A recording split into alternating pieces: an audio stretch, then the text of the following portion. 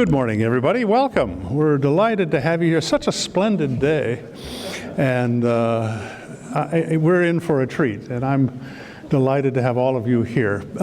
When we have outside groups that come to CSIS, we're responsible for your safety and well-being, and if there is an emergency, I'm responsible for you. So let me tell you what I'm going to ask you to do. If we hear a voice that tells us that we need to leave the room, we're going to leave the room. These doors behind me, we see this one here, we'll go through those doors. This is the one that's closest to the exit that takes us downstairs to the street. We're going to take two left-hand turns, and in a right-hand turn, we're going to go over to National Geographic, and I'm going to buy everybody a ticket to see the new exhibit on the Queens of Egypt, okay? It's a wonderful show.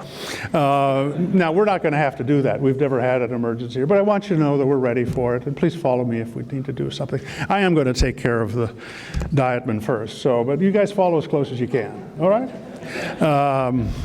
It is a real privilege to have this delegation here. I remember, I think it was about 8 years ago, when Prime Minister Abe, this is back when we were at our old location on K Street, and he gave a speech, and the famous line was, "Japan is back." You remember that? Well, what I'd say the line that we should be saying today is, Japan's future has arrived. And I explained to this delegation, these colleagues, I've had the chance to watch them for a number of years, but they were always part of a delegation sitting way down at the end of the table with a bunch of old guys who dyed their hair that were sitting at the head of the table, right? You know? And in the wonderful deferential culture of Japan, the only people that do the talking are the old guys. We weren't hearing the voices of the rising generation. And I am so impressed by the quality of the intellect, the perspective of this rising generation. This is the first time that we're hosting them as their own delegation, not as tagging along. And it is a real opportunity for us. We get to hear now the future for Japan.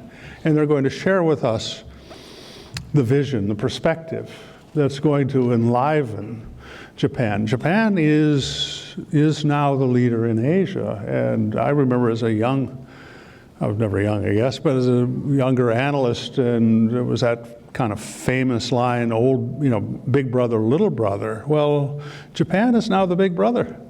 Japan is helping anchor and lead for democratic values throughout Asia. And we're a little confused over here right now.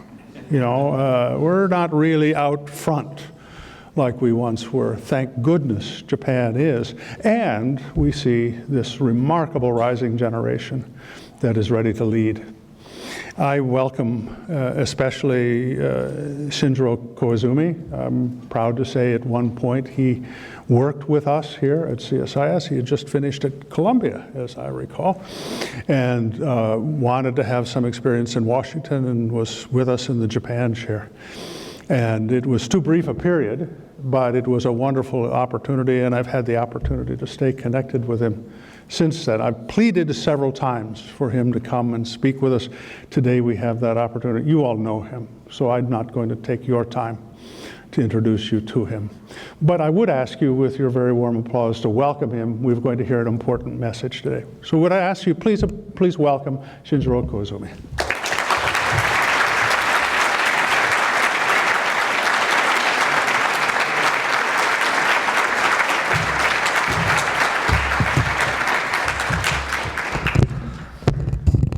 Good morning, everyone. Thank you, Dr. Hamri, for your kind introduction. I also like National Geography, but I think this event is better today. Ladies and gentlemen, thank you all for coming here on a Friday morning at the end of another busy week. With the weekend just around the corner, I can imagine how tough it was for CSIS to attract such distinguished guests. And I am delighted to see all of you here today. Thank you very much. It is certainly a great pleasure for me to be back at CSIS for the first time since I left Washington, D.C. in 2007. This is where I began my professional career. Back then, as a rookie in this community of policy wonks, I was simply overwhelmed. But as I spent more time here, I started to appreciate the exciting and sometimes crazy political dynamic. CSIS was my home, away from home, and I was so glad to find it for my own survival. In the 12 years that I have been away, some things have changed, and some things have stayed the same. My old home, CSIS, has moved and is now housed in a new building with a dynamic stone and glass facade. But happily, even in this unfamiliar setting, I see many familiar faces which remind me of the family-like bond that I cherished so much. I'm grateful to CSIS for organizing today's event and for giving me this opportunity to reconnect with all of you. To those who made this event possible, allow me to say, I'm back.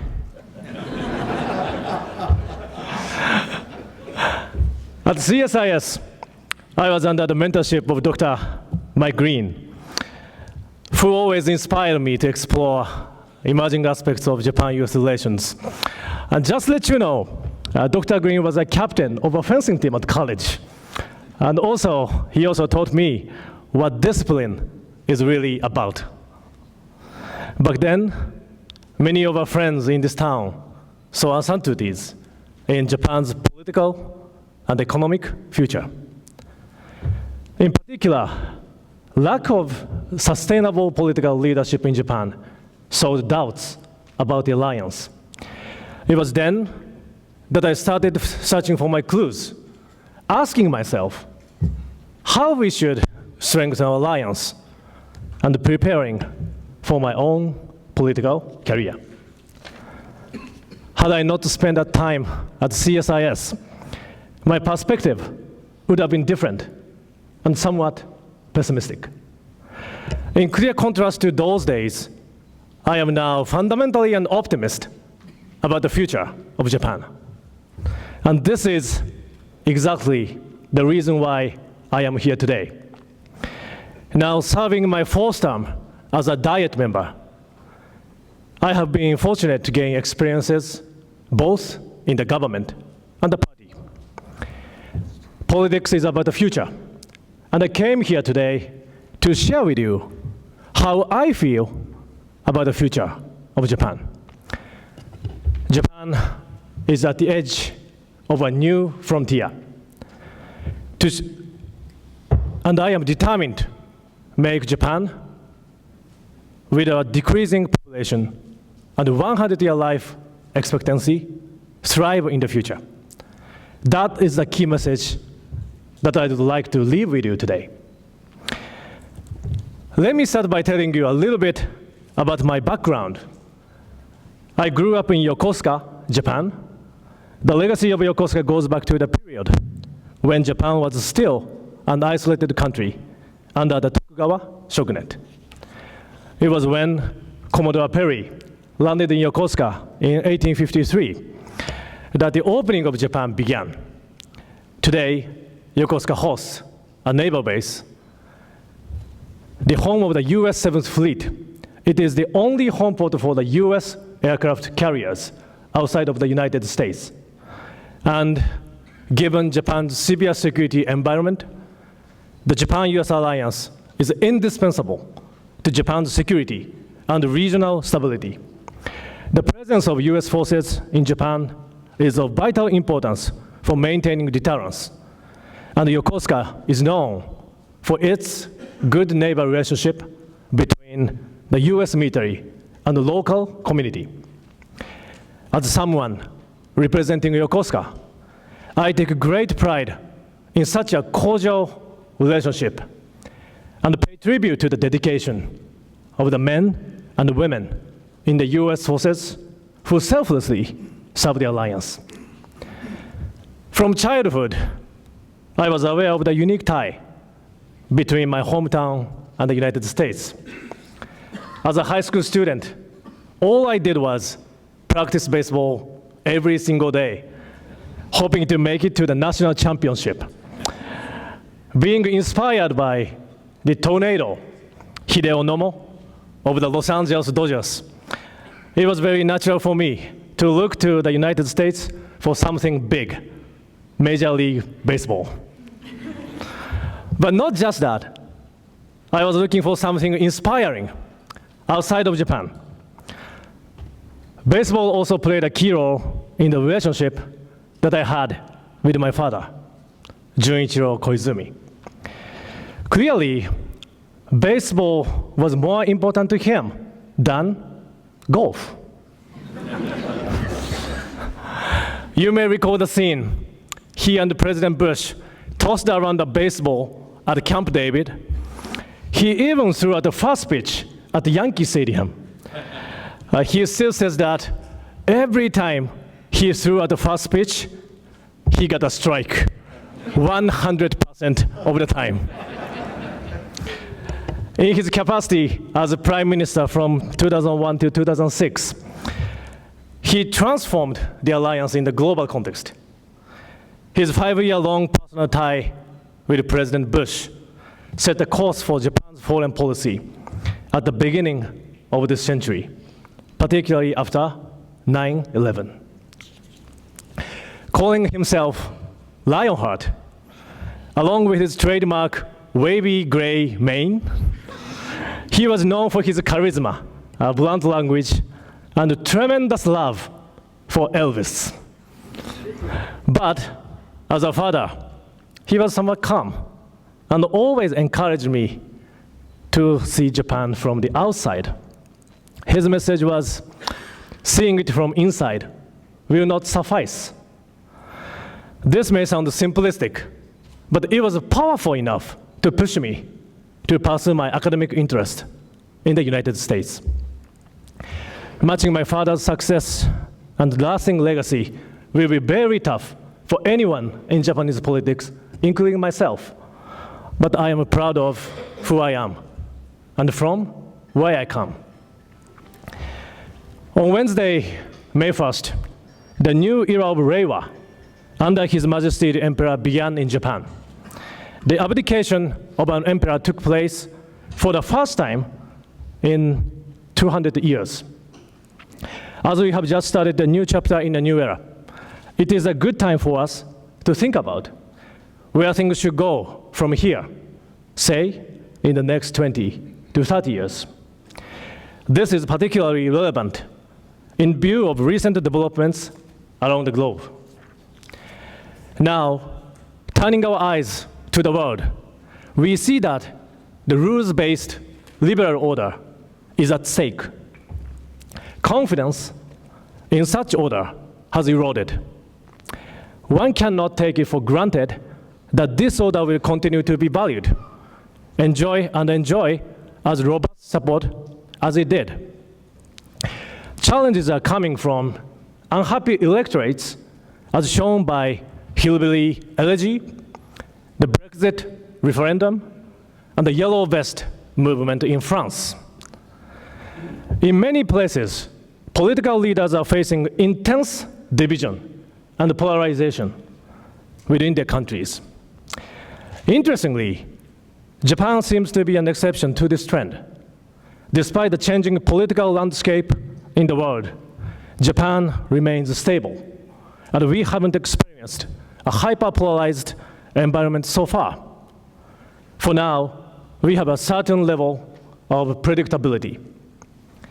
Although this is true, it is also true that Japanese society is facing challenges. A number of factors such as depopulation, aging, sluggish economic growth, and the consensus-driven culture have undermined Japan's strength. I am fully aware of the reality that Japan is walking a tightrope in facing the dilemma of stability and stagnation. In recent years, world leaders have been grappling with the challenge of adapting the international order to the changing world while upholding key principles such as rule of law. As we find ourselves in this adjustment period, it is hard to know if and when we will finish making such an adjustment. But no matter how long it takes, and what kind of order we establish in the future, there are things which won't change and things which must change if Japan is to survive in this changing world. This is the construct that best explains my approach to the future of Japan. First, I would like to explore the things that won't or should not change. One of those things is this: Japan will prosper only by engaging with the world, as has been the case since the end of the war. Japan has been the beneficiary of a free, open, and rules-based economic system. With a few natural resources, the only way for Japan to survive is to continuously engage with the world. In other words, free trade and the rules-based order will remain important for Japan and will become even more important under deep population. This brings me to the other half of my construct, things which must change. Whether we like it or not, Japan must change itself. Japan should engage more with the world and play a more significant role on the international stage. This consists of three tasks. First, deepening cooperation with the United States. Second, working with other democracies. And third, identifying areas where Japan is well positioned to play a greater role and fulfilling such a role. I will touch upon the first two briefly and elaborate on the third in detail. First, as a cornerstone of Japan's foreign policy, the Japan-US alliance will remain a key element for Japan to define its role in the world. Shifting geopolitical dynamics now, more so than ever, put Japan and the United States in the same boat, both politically and economically. As two experienced liberal democracies, the strategic logic behind our alliance will carry greater weight and deserve more credibility in the future. There is no doubt that Japan has been a steadfast ally of the United States. The value of our alliance partly comes from Japan's location in the Asia Pacific, which will remain a center of growth in this century.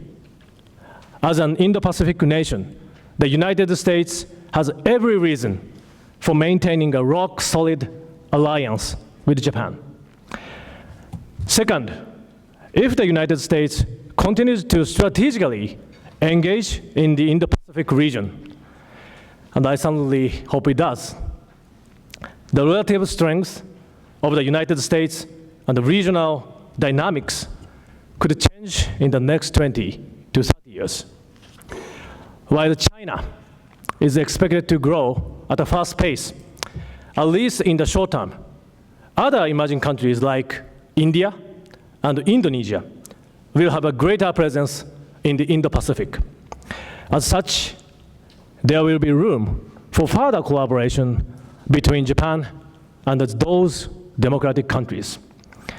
Such thinking is already reflected in Japan's concept of FOIP, or a free and open Indo-Pacific. Third, Japan should play a greater role to contribute to the world. From the security standpoint, I believe we are on the right track. A number of policy initiatives are already making it possible for Japan to do more. But here, I'm not only just talking about the security context. I would like to draw your attention to the biggest challenges for my generation: Japan's demographics and rapidly aging population. the implications of a depopulating, or if you will, a shrinking and aging Japan, the third largest economy in the world, are big. As many countries are, either facing similar challenges or soon will, the entire world, including the United States, is looking to Japan for lessons. And here, the key question for Japan is whether it is ready to reinvent itself. Compared to those countries with growing populations like the United States, this is not only an urgent question for Japan, but one that must be answered by Japan. In other words, this is where Japan should become a trailblazer for other democracies. Let me start with Japan's population. Where are we now in terms of demography? One estimate shows that by 2100, Japan's population will decline by half from current levels to 60 million. In the worst case, whereas the world's population will increase to 11.2 billion. Japan could be the fastest shrinking economic power in the world. A shrinking population is indeed our biggest challenge domestically. As a result, most political leaders, both in Japan and the world, see the future of Japan through the lens of demography. Given the complexity of the challenge, such an approach could invite a negative mindset, and naturally so. Many economists tend to agree that depopulation brings about gloomy economic prospects. In the case of Japan, it is true that depopulation has brought about a new reality. Interestingly though, despite and most likely because of depopulation, the Japanese market has been expanding significantly in recent years. What I mean by this is, with the entry into force of the TPP-11 and the Japan-EU EPA, Japan now has a huge market within which to compete.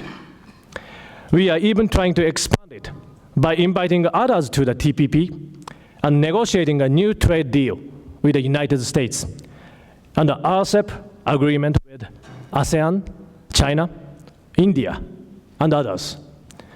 The expansion of Japan's free trade zone under Prime Minister Abe will be remembered as his remarkable legacy. And I am also proud of my father's achievement in initiating Japan's very first EPA with Singapore in 2002. In this way, we have been the flag bearer of free trade for the last 2 decades, and we will continue to be. From the 1970s and mid-1980s, Japan was under enormous pressure to open up its market and was criticized for its protectionist economy. But now, due to our depopulation, it is necessary for Japan to look outside to maintain its prosperity and national well-being. Once we achieved our current level of well-being, it became impossible to sustain it only by staying in Japan. For better or worse, Japan's demographic change has had an overarching impact on society. Agriculture is no exception. In my party role as the director of the Agriculture and Forestry Division, I observed what happened to this industry in the last decade. But even in this traditional industry, transformation and innovation are underway. Japanese farmers are now seeking new frontiers in overseas markets under the slogan of turning our eyes to the market of 10 billion people. Japanese agriculture is on course to reach its target of 1 trillion yen in exports by 2019. Even in this age of AI and IoT, we human beings must eat. We were designed that way. Yes, we all love eating, and care about what we eat. the size of middle class is expanding, both in emerging and developed countries. There are more and more people who are seeking longevity through a healthy diet. This is what is generating a greater demand for Japanese agricultural products. After spending 3 years in the United States, I came to realize that Japanese consumers are among the world's most demanding when it comes to food quality. Other countries have heard about the quality of our food and want to enjoy it too. I am confident that Japan's exports of agricultural products will continue to grow. Depopulation has changed our labor market too. Currently, Japan is nearing full employment. For the economy to grow, Japan needs more labor. This has been the impetus for Japan to promote women's active participation and to open its door wider to skilled foreigners. It has also pushed Japan to introduce fast emerging technologies like AI and robotics. There will be a new division of labor between jobs that can be done by humans and those that can be done by robots. There is a renewed focus on autonomous mobility and precision medicine in Japan. With our creativity and a sense of urgency, Japan is well positioned to offer leadership in addressing the depopulation issue. Over the years, depopulation has deepened cynicism and pessimism toward Japan. But historically speaking, Japan has experienced depopulation 4 times in its history, including now. So depopulation itself is not completely new to us. Japan was simply lucky to expand its population until 10 years ago. With the advent of digitalization, we now have a new set of tools for addressing this challenge. Therefore, the narrative this time will be much different from the experiences that Japan had before digitalization. Let me now talk about Japan's aging society. Where are we now in terms of aging? Japan will surely be the first nation to be a society of centenarians. Can you imagine that? Let me give you some numbers that speak for themselves. Last year, Japan set a new record for the number of people over 100 years old. There are almost 70,000 people aged 100 or over in Japan. 70,000. The number is expected to double or even triple in the future. A couple years ago, the government of Japan announced to discontinue its tradition of giving an expensive silver sake dish to 100-year-old citizens for celebrations because it became too expensive for the government to continue. Right after the war, the average life expectancy in Japan was 51 years for men and 54 years for women. Now, the figure is 81 for men and 88 for women. In short, Japanese life expectancy has increased by more than 30 years in the last 70 years. What this means is that Japanese boys and girls born in 2019 are expected to live on average until the beginning of the 22nd century. As such, living until age 100 is becoming a real possibility for Japanese, not a fantasy. As a matter of fact, according to Professor Linda Gratton, one of the world's top business thinkers, a child born in Japan in 2007 has a 50% chance of living to be 107 years old. Against this backdrop, it is not uncommon for Japanese politicians, especially those in the younger generation, like me and my colleagues today, to talk about policy options for the 22nd century. This might sound surreal for many of you here, but it is real to us, given where we are at this moment. So, what would a centenarian society look like? The common life cycle in Japan with an 80-year life expectancy has been 20 years of pre-employment, 40 years of employment, and 20 years of post-employment or retirement. Imagine what would happen if we added an extra 20 years to this cycle.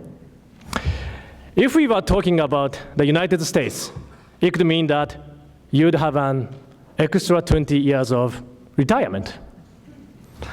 But in the case of Japan, that would be very unlikely. Rather, we would choose to continue working. According to one poll in Japan, asking how long people would like to keep working, 42% replied that they would like to do so as long as they could. There is already a large number of healthy elderly in Japan who are willing and eager to work. As such, aging is pushing Japan to change our way of life and our way of doing business. For instance, age 65 is now too young for retirement in Japan.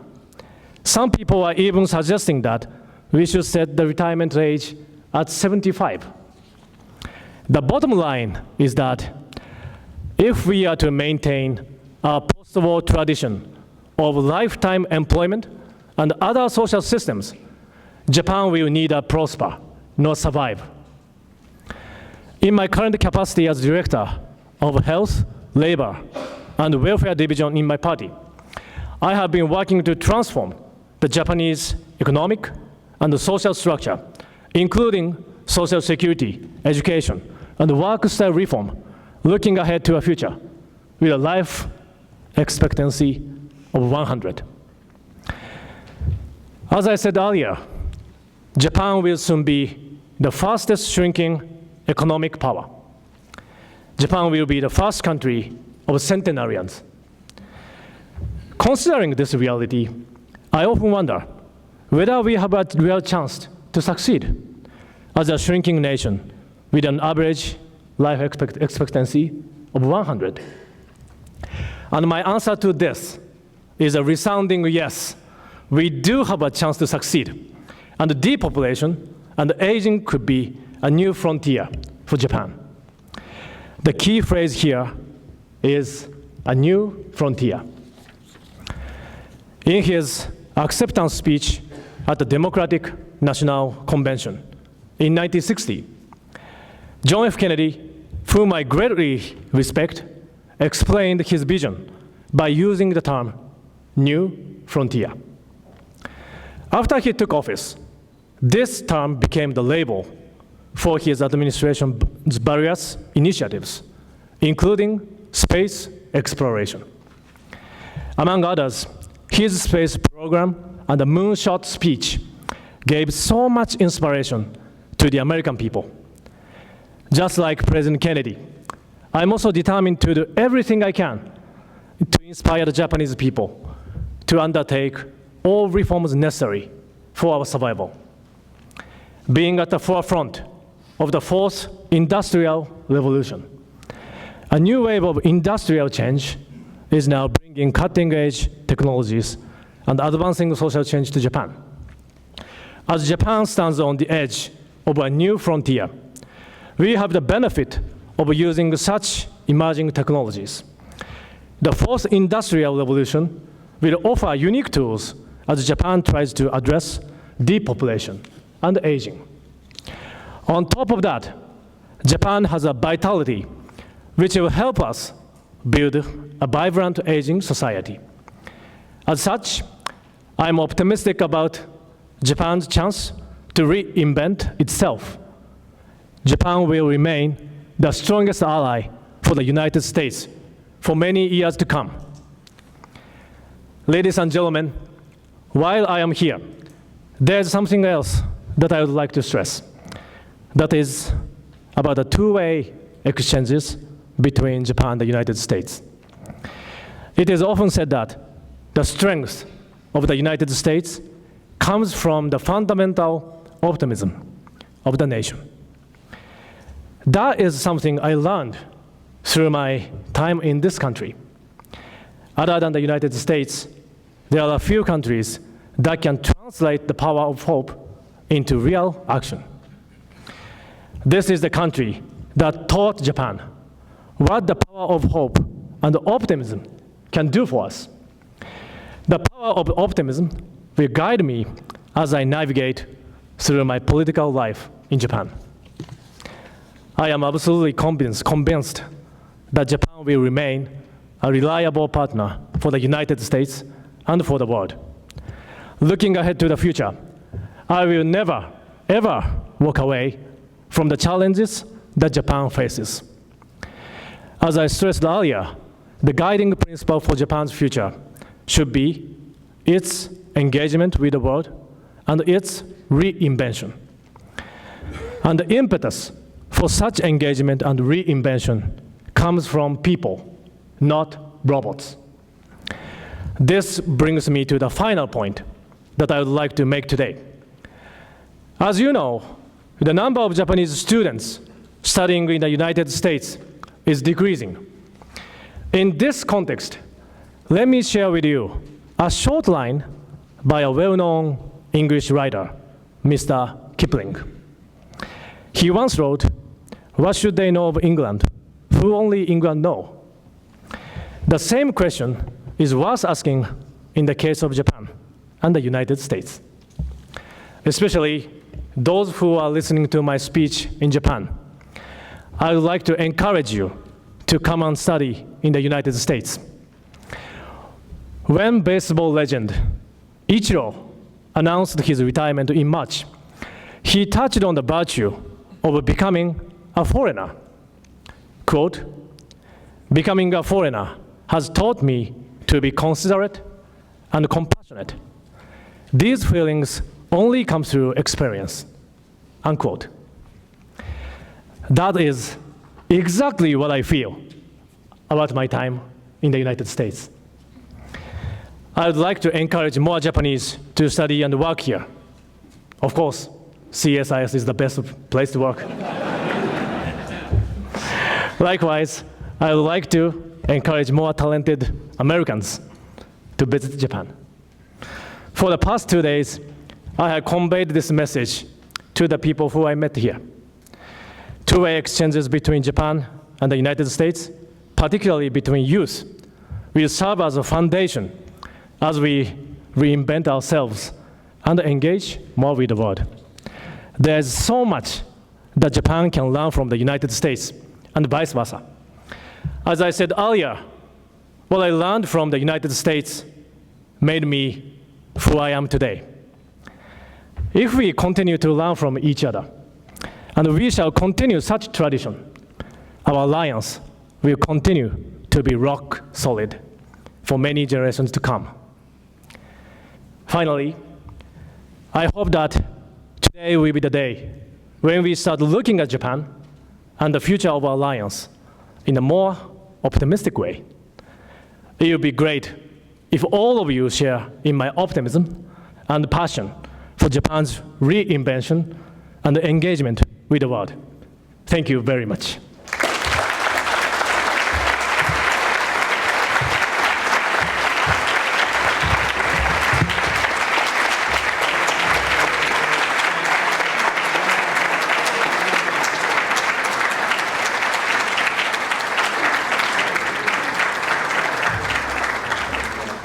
Good morning, everyone. I'm Michael Green from CSIS and also Georgetown University, and I want to thank Koizumi Sensei in particular for that clarion call for everyone watching in Japan who might think about studying in the United States, like all of our visitors today who are emerging as the next generation of leaders in Japanese politics based on educations both in Japan's premier educational institutions, Todai, Keio, and here at SICE or Columbia or Harvard.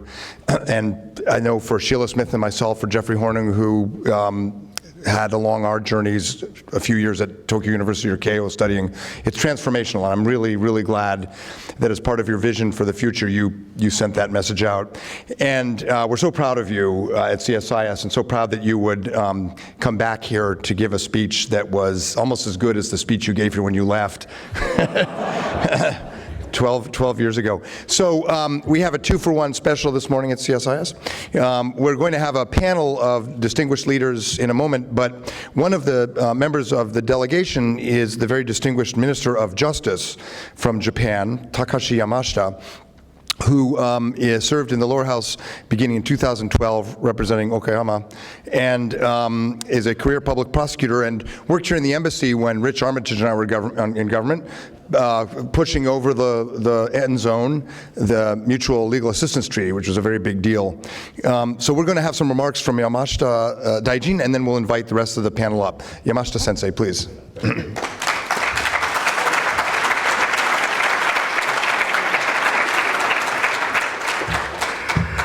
Thank you very much, Mark. Very kind introduction for me, and ladies and gentlemen. And it is a very hard thing for me to say something in English just after Mr. Koizumi-san's speech, but I'll try.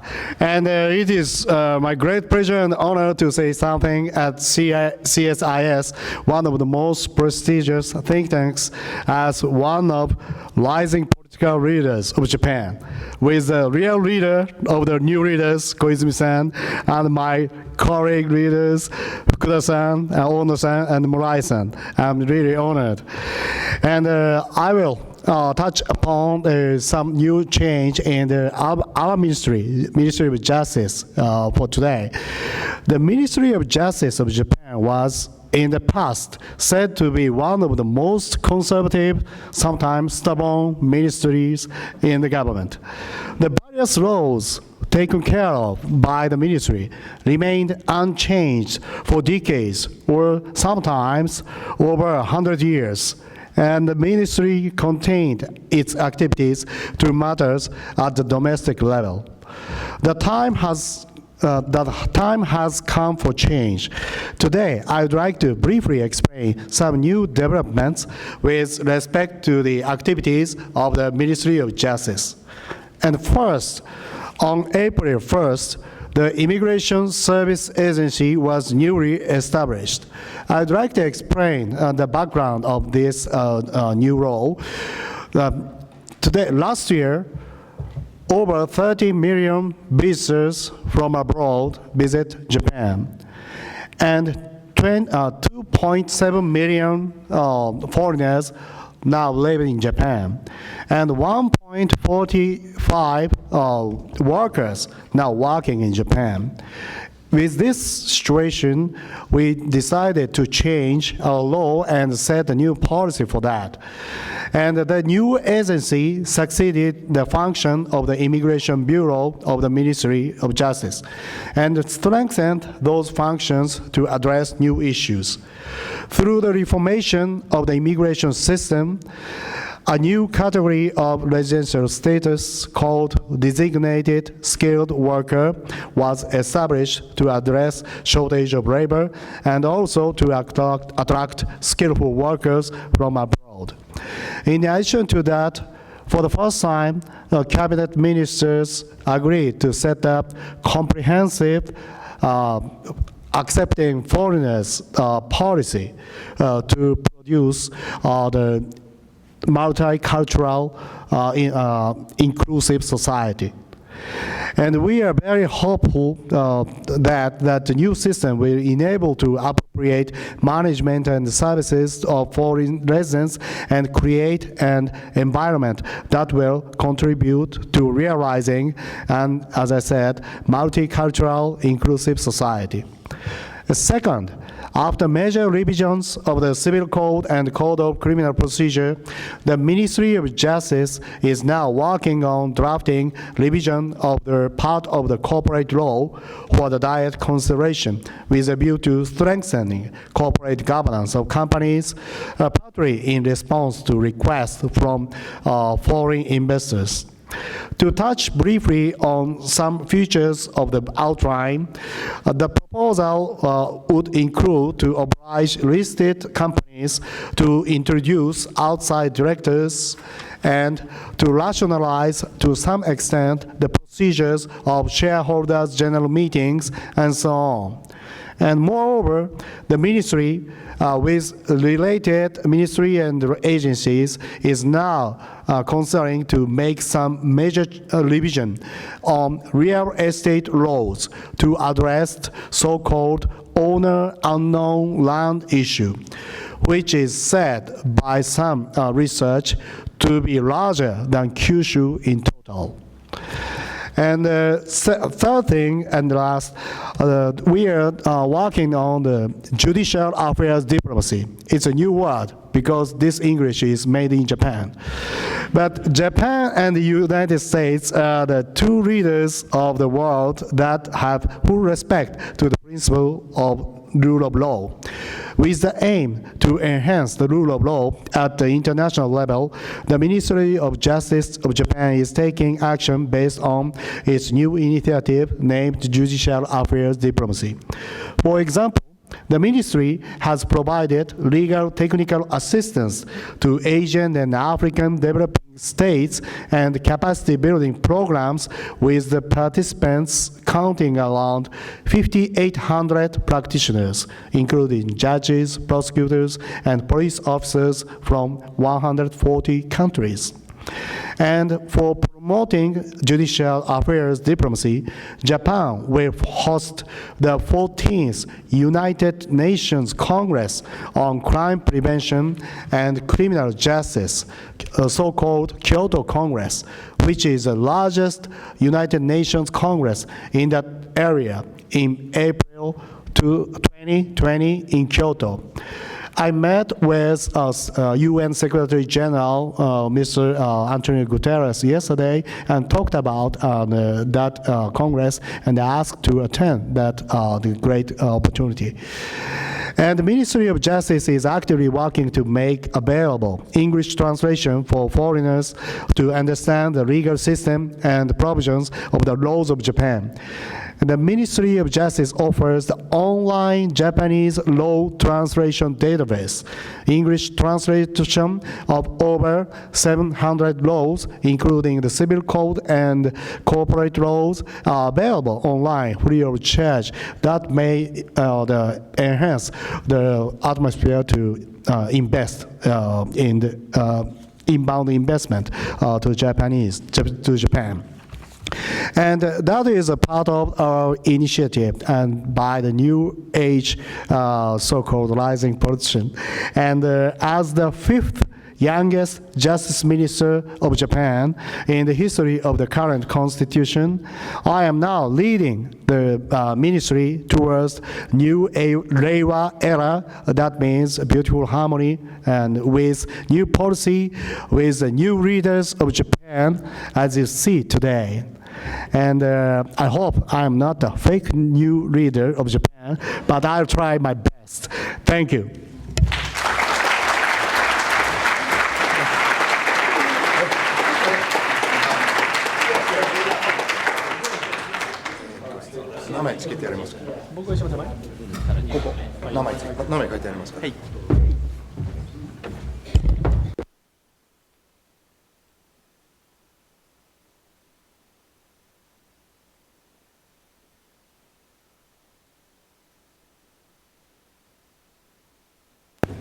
So we're going to have a dialogue here on the stage with our delegation, and we'll try to leave some time for questions from the floor. But let me briefly introduce some people who've now joined us. In addition to Koizumi Sensei and Yamashita Sensei, Tatsuo Fukuda here is a member of the lower house since 2012. My kohai from SICE. He's served previously as Parliamentary Vice Minister of Defense, and he's gone, as I said, to Todai and SICE. His father and grandfather were quite famous prime ministers. You'll recognize the name. Next to him is Ono Sensei, who was the Parliamentary Vice Minister of Defense from Kagawa Prefecture, also first elected in 2012. His degrees are in mechanical engineering from the Tokyo Institute of Technology, and he has a PhD. So he is, I think, a good target for a question about defense technology, AI, 5G, Huawei. He gets the math questions. And Miura-sensei, Hideki Murai is also a member of the Diet since 2012, Ministry of Finance originally, with expertise on trade taxes and other issues. He's a Harvard grad and went to Tokyo University as well. So I'm going to come back to Shinjiro's really wonderful speech in a moment. But let me pick up on some of the issues you raised with our new members of the discussion. Maybe starting with Murai-san, if I could, because one of the key challenges that will arise from the aging of Japan is maintaining fiscal viability over the long term. In October, the consumption tax increase will be sort of the last part of the current strategy to deal with maintaining a sound fiscal situation in an aging society. Is that it? What comes over the next 10 years? What can we expect? Okay, before entering the answer, I'm very nervous now. because you know, Mr. Koizumi's father is Prime Minister, right?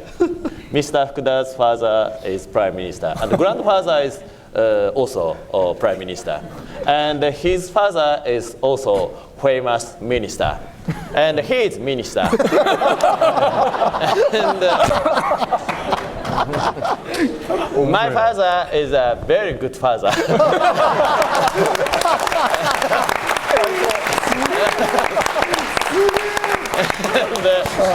And, I would like to start my answer. And thank you for a very good question. Your comment is much better than my speech. Very good, yeah. In Japan, as well as in the United States, people tend to think about fiscal reform in a very simplistic way. We should cut spending, or we should raise tax. You have only two options. You need to choose either way. That's it. Very simplest, very simple. I know that, and the U.S. Republican is pursuing smaller government, while Democrats are supporting bigger government. We have the same political dynamics in Japan. Fiscal hawk and the Ministry of Finance, I worked before, is pursuing for spending cuts. Liberal people and Ministry of Welfare is seeking to raise tax. However, both sides fail to recognize one important issue. The government debt has been increasing because the social structure has changed dramatically, as Mr. Koizumi said.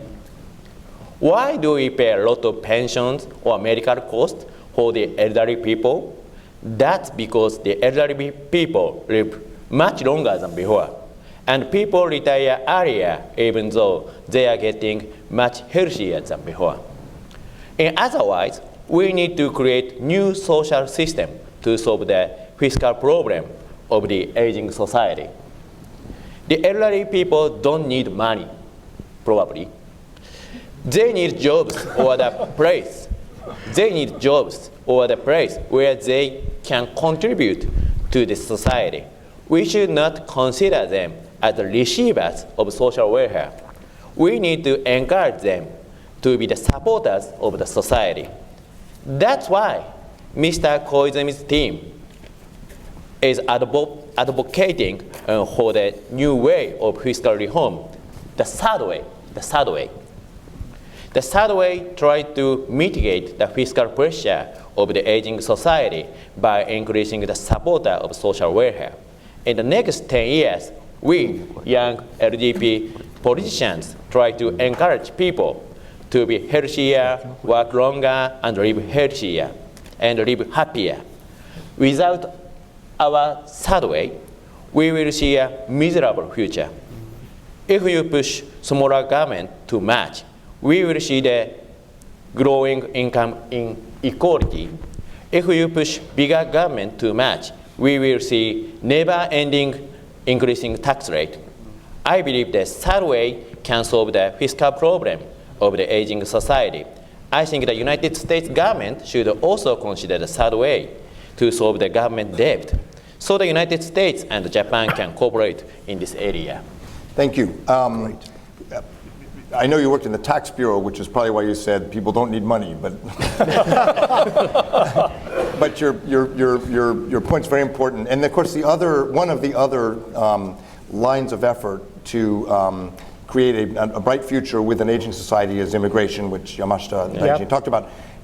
You had over 100 hours of difficult questions on this immigration reform bill, so I want to give you one more minute of difficult questions. All right. One of the criticisms was that the support structure, civil society, was not adequate for an increase in immigration. Do you think that's a fair criticism? Is Japan's, beyond the laws, is Japan's social welfare policy prepared to absorb more immigrants, which is a critical part of the strategy for an aging society, of course? Yeah, well, thank you very much for asking. And so, as I said, we set up the new law, but in addition to that, we set up at the cabinet level for the comprehensive strategy for the accept them and to create inclusive society. The policy set up the last December, just after we established a law. And that policy includes 126 individual policy. And for the first time, we set the policy not only by the Justice Minister, but also the related government agency. I think that we are ready to, increase our fundamental to accept more and more foreigners. So, when it comes to the word immigrant, we are very careful to use that, not to use that word, because immigrant is related to the permanent resident. And the new policy is not directly related to the permanent resident. But we would like to accept the more and more foreigners visit and study and work in Japan. So that's our policy. Thank you. I know you have to go to an official meeting, so sorry thanks, about that. thanks very much Sorry for about joining that. us. Thank you very much. Yeah. Thank you.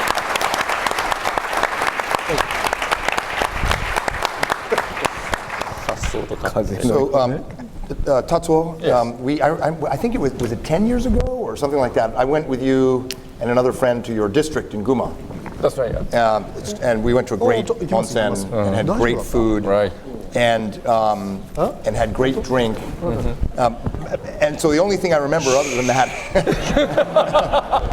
is that it's quite rural and a lot of agriculture. And you were more negative about TPP than some other people on the stage, I thought. Maybe. Well, maybe not. Let me rephrase the question. Yeah, sure. Looking at the sensitivity of trade and agriculture, especially in Guma, we now have a U.S.-Japan negotiation on something.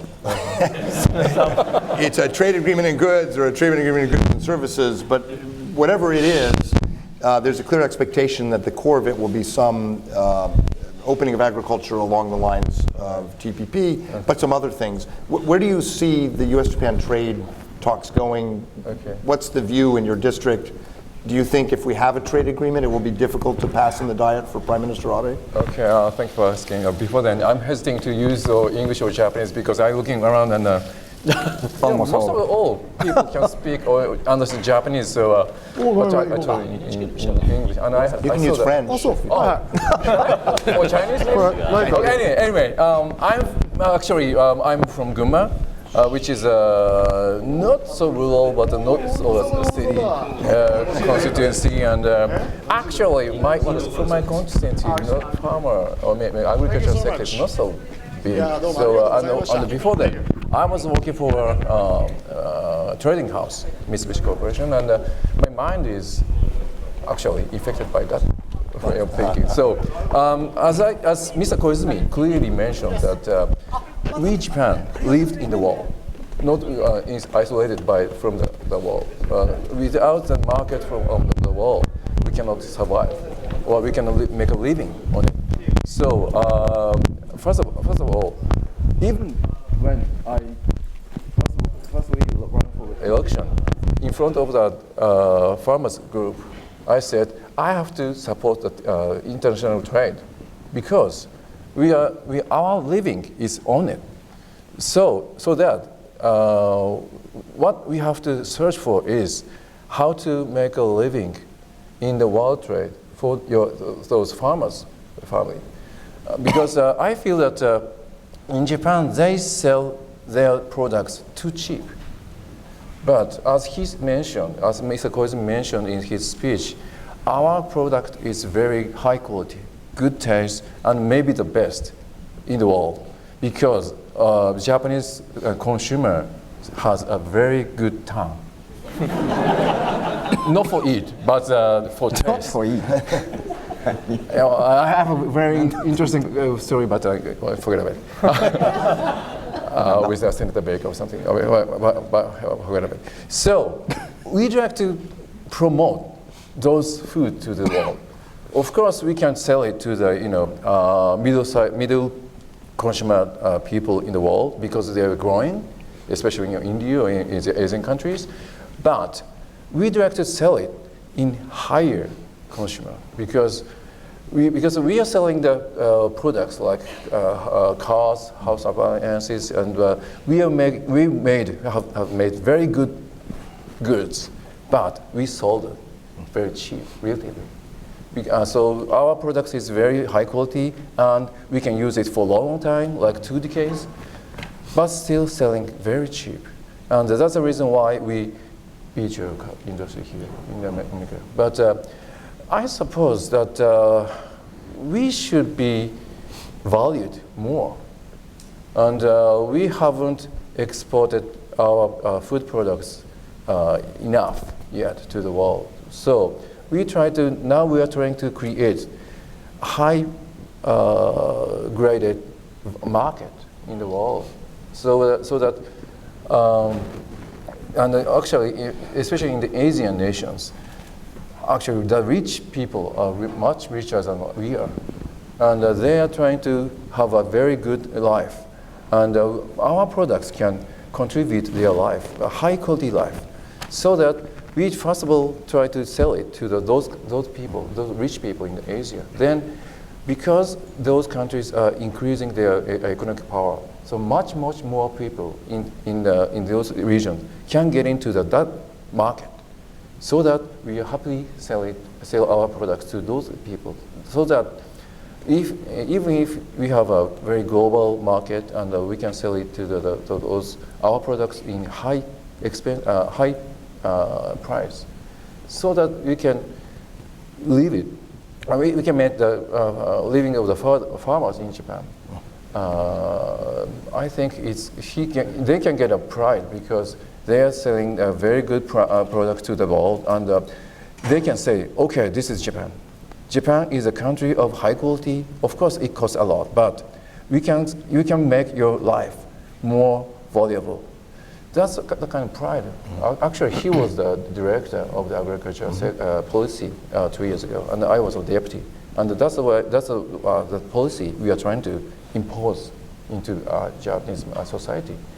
And the other side, but we had a very big debate on the TPP. And we think that we got a very good deal with those countries, including who participated to the TPP debate. So we think that we can give the American farmers the same level as the TPP, but it is not so easy for us to convince the farmers in Japan to give you a better condition than the TPP. But we really welcome the American to get into the TPP because this is not only the market, this is not only making money, but this is what kind of society, what kind of market or society we want in these global sectors? Politically, do you think, you can answer this question. Okay. I was in charge of TPP when I was vice minister for cabinet office. So what I can say about TAG, trade negotiation between United States and Japan, it's very difficult for us to be required to make concessions above the level of TPP. So of course, I'm pro TPP and I'm really believers of open market. But this is our official position. Sure, but there's so agricultural market access at the level of TPP.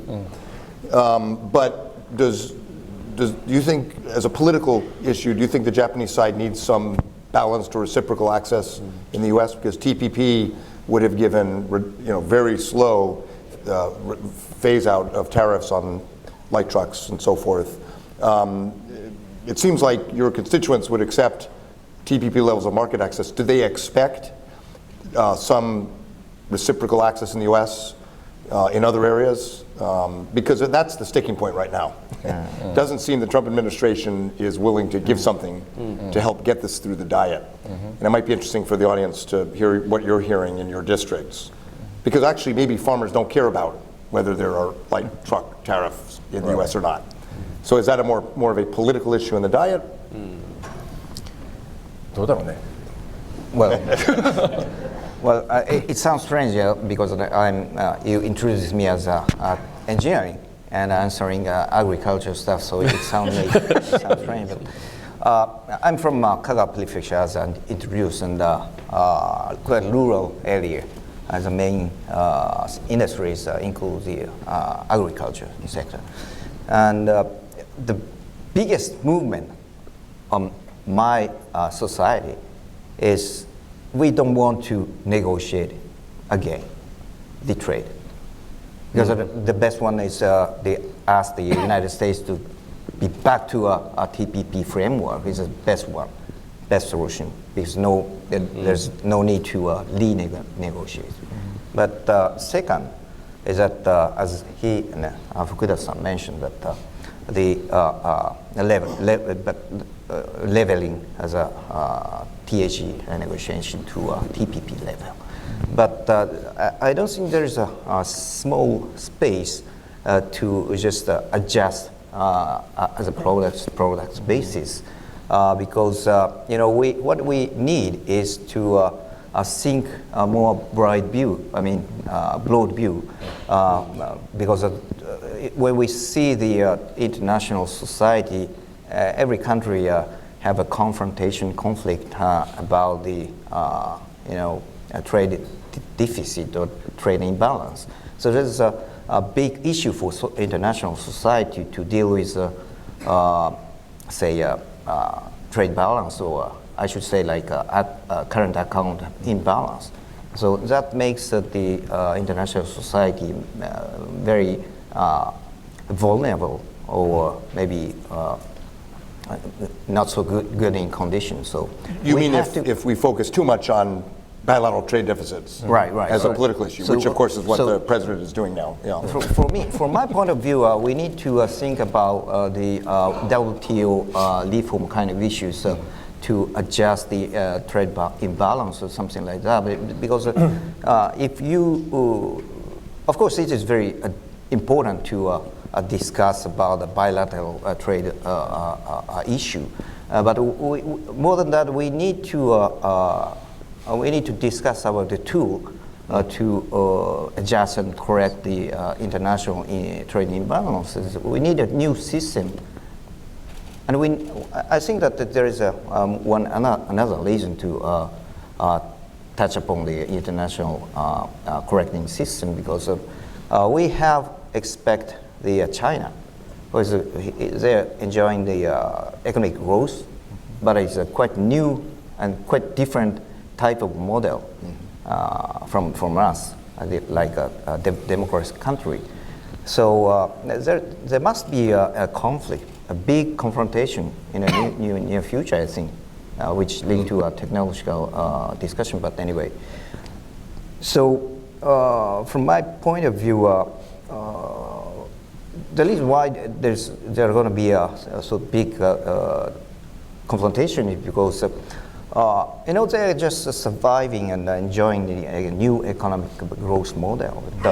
We are suffering from, because we are suffering from, for example, income gap in countries, and like a political movement there, like Mr. KOIZUMI-san mentioned, yellow movement, a yellow-based movement, or something like that.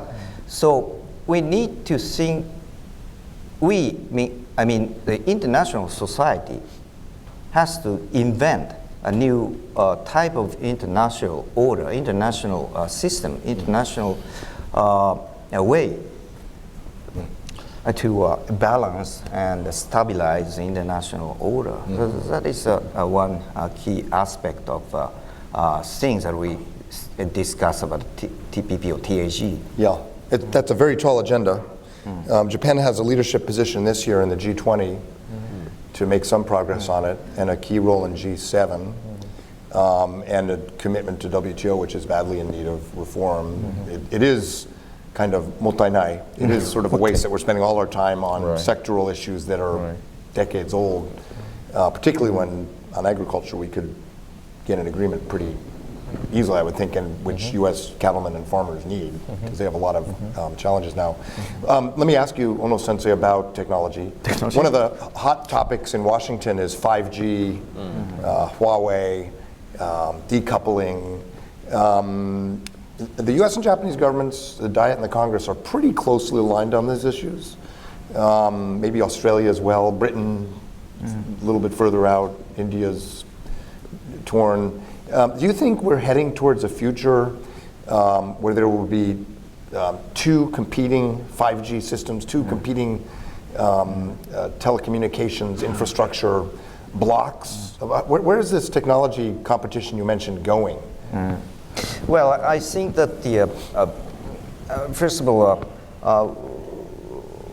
I don't, like the Koizumi-san mentioned in the opening remarks, that we have to think about what kind of society is the best for us, what kind of society we need, and what kind of, if suppose it is like the Chinese societies, and it is not the society we like to live in, that because of there's no democracy and not a free of speech or something like that. There's no, we don't want to live in that kind of system. Of course, China is a very important country for us, and individual Chinese are very good for us, and many Chinese people visiting us are many.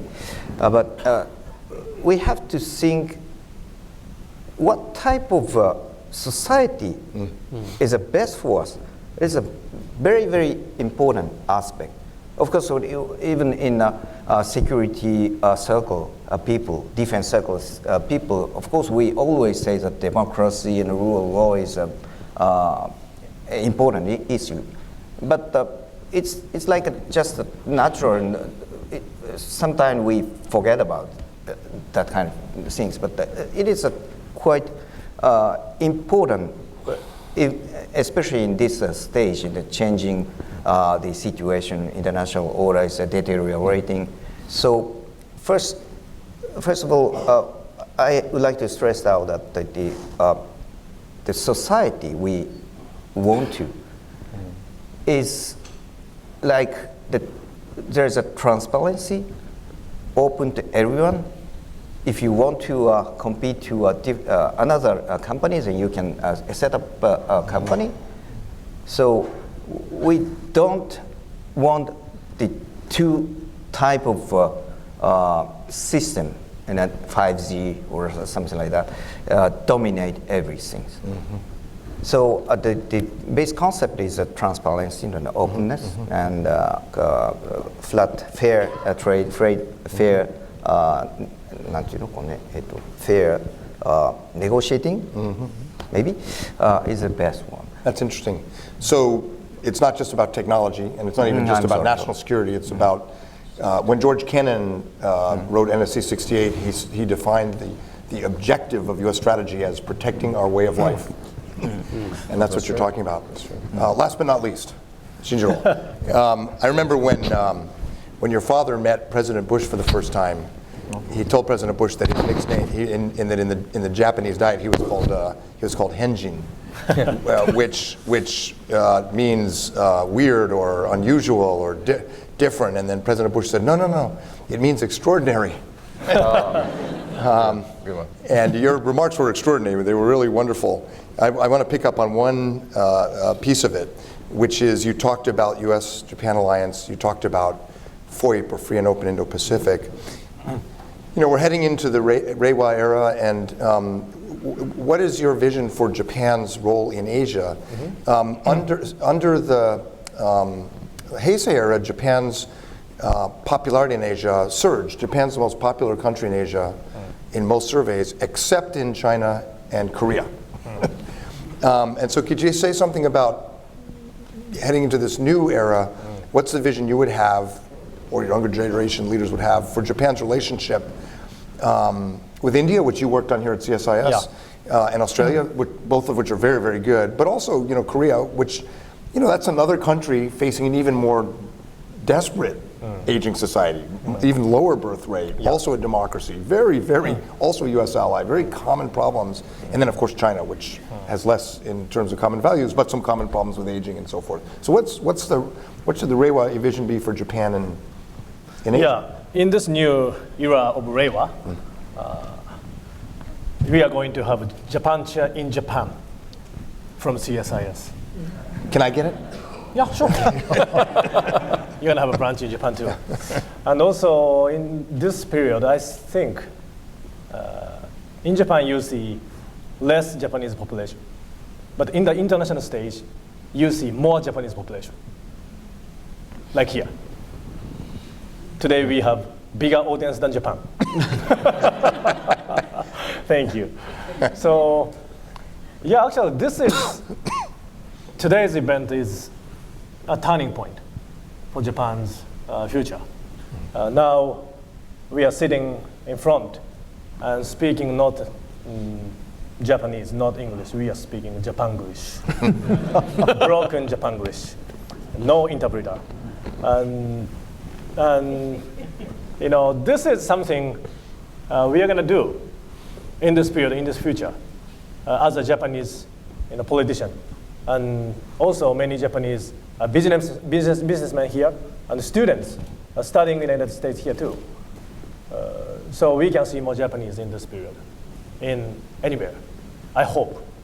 And also in the relationship with China and South Korea, I think the most important thing for us, I mean, not only for Japanese, but for everybody in Asia, is to understanding the differences. That's very important. Before finding the difference and debating about the differences, respecting the differences, I think that's the most important thing. It's easy for us to see the difference in a negative way. But in this period of Reiwa, why don't we look at the positive way in the differences? That's diversity, right? Even in Japan, diversity, this keyword is coming up in politics, in society, everywhere. And also, when you see everybody here in this stage, we are so different. The most different one is bride. People say he's extraordinary. And actually, he got the biggest hand, big hand, the biggest hand from you than my speech. So, as I repeated in my speech the word of optimism, I'm optimistic about Asian future between Japan and the Asian countries. And you are worried about Japan, South Korea. relationship. Of course, it's difficult. It's not easy. But do you know a really good movie made by South Korea? It's called Chingu. Chingu means friend, best friend or real friend. I love that movie. So when we find the difficulty between Japan and South Korea, let's watch the movie together. I like that movie. Yeah. So finding the differences and good differences. Drinking soju and eating curry rice from Yokosuka. Yeah, that's good. So I think we have a few minutes for one or two questions. I'd particularly encourage students, of whom there are quite a few in the audience. Do we have microphones, Benji? Right over there, maybe a student, but.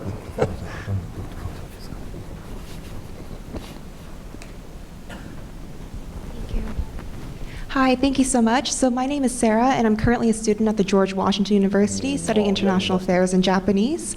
So my question is with regards to Japan's bilateral relations with South Korea. So it's obviously essential for Japan to work with the US and other democracies because we have to preserve this liberal democratic order. But it's rather unfortunate that there are so many obstacles in the political ties, despite being two strong democracies in the Indo-Pacific region and also steadfast allies to Washington. So my question specifically catered to Mr. Koizumi.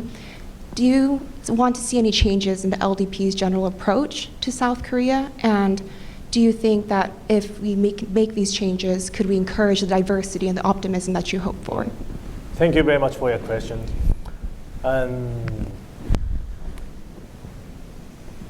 As a politician, one of the difficulties that we have with your country, South Korea, in terms of strengthening the ties between South Korean politicians and to us, is that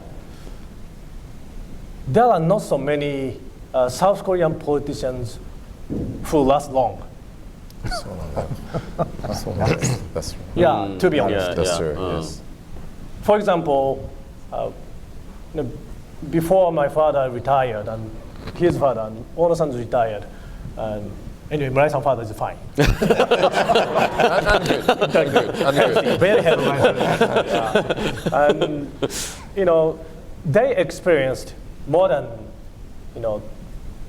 10 terms or longer term in Japan, more than 30 years in Japanese politics. But if you see South Korean politics, there's almost no one lasting more than 30 years. So keep connecting, keep communicating. It's very difficult. But we don't give up. And we hope we can see the positive way of looking at the future, not just look at the past.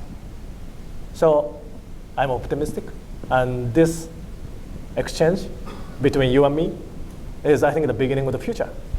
All right, good. Thank you. I saw a question, yes, right over here on the wing.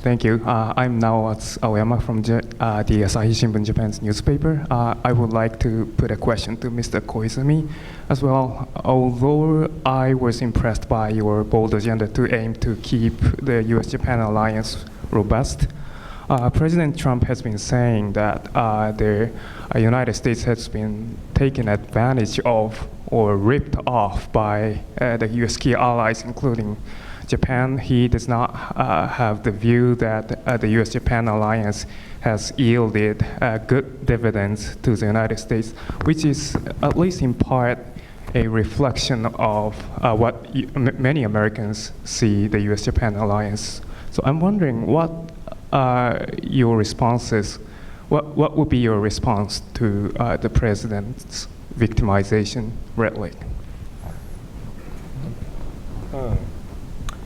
Thank you. I like his Twitter. Very enjoyable. But as a politician, there are two choices to react something happened in the world. One, react as soon as possible. This is the first choice. The second choice is wait and see. No reaction. So, yeah, it depends on the case. Of course, he likes to say anything he wants, and I think that's a good point as a politician. If we don't say whatever we want, it's not good. So, depends on the case. Yeah. One more quick question. Yes, in the middle aisle. Thanks, Anna. Thank you for interesting and discussion. I'm Shunsuke Yoshimura, senior at Kyoto University, and I'm now an intern for Japan Studies at Council on Foreign Relations. Murai-san was working at CFR too. Do you want to see this? And you cited the words by your father, look at Japan from the outside, and you encourage students to study in the US. And personally, I want to be a political scientist in the US, so my question is that how do you think can Japanese people in the US contribute to the engagement and reinvention by Japan and US-Japan relationship? Thank you. Thank you. I wanted to ask a question to your senior, Murai-san. If you say something, it's okay. But I think what you are doing now is a big contribution to Japan-US relationship. You are working in the US and studying Japan-US history and relationship. And it's not easy to keep the relationship, not only just US and Japan, but all the relations among countries, just keep steady relationship. So the important thing is to always looking at and be connected with the country, like Dr. Green, and also Mr. Armitage, and also your boss, Sheila, and like the Japan specialists. They are always thinking about us because not for Japan. They believe it's for the country too, for the US too, and for the world. That's why they spend a lot of time and energy to our bilateral ties. So I really appreciate their contribution to Japan. So I hope you're going to be the future Sheila Smith. Sheila Smith. Yeah, or future Mr. Armitage. Yeah, thank you. So we're at the end of our hour. I feel like we could go much longer. It's been very, very rich, very, very fact-based and candid, but hopeful and optimistic. Just wonderful. The group of young rising stars, they're not, I don't want to call them young Turks, because the young Turks staged a coup d'etat. And in Japan they have this history, some of you may have heard of Gekkokujo, where the young generation seizes power, and it's not that. But it's very, very hopeful, optimistic. So I think what we'll call them is the League of Extraordinary Gentlemen. And please join me in thanking them for joining us today. Thank you.